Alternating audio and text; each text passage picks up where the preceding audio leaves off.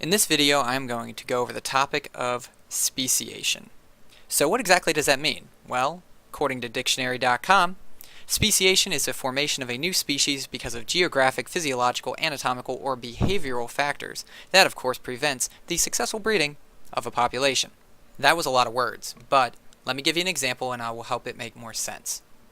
In this happy valley, we have ourselves a family of mice. And mice are going to do what they do best. These mice are going to go ahead and make some babies.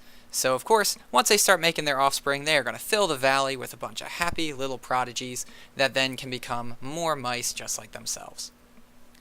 Eventually time will go by and the whole valley will be full of little mice offspring. But remember, life can be cruel and at times unfair. So of course, this happiness has to come to an end eventually.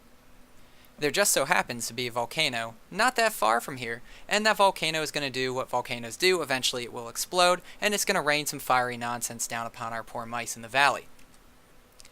Now, of course, as that happens, there's going to be a gigantic wall of mud that's going to separate the mice from each other. So now there's some mice stuck on one side of the valley, and there's some mice stuck on the other side of the valley.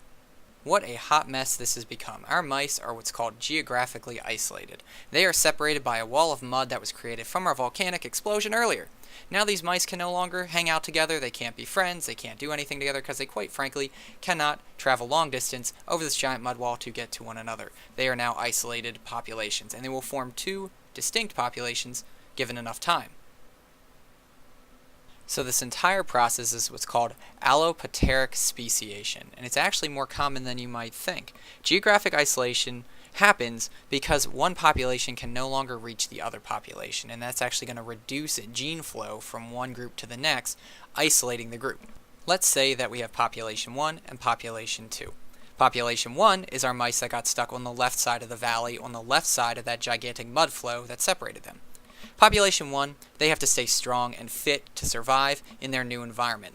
While you have Population 2, who of course are now exposed to a new predator. That predator is very fast, and only the fastest of the mice are going to survive, and it's slowly going to pick them down until only the fast mice are the ones that are left in population number 2. So now that we have our example, let me show you what's next.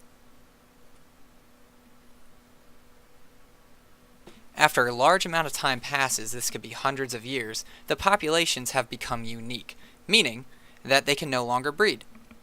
This could be due to a number of adaptations that found their way into the different populations over time, but if we were to place them back together again, they could not produce any kinds of viable offspring. And that is speciation in under 3 minutes. As I wrap up, I want you to understand there are other types of speciation as well. It's not just this allopatric speciation. There are some others that are out there.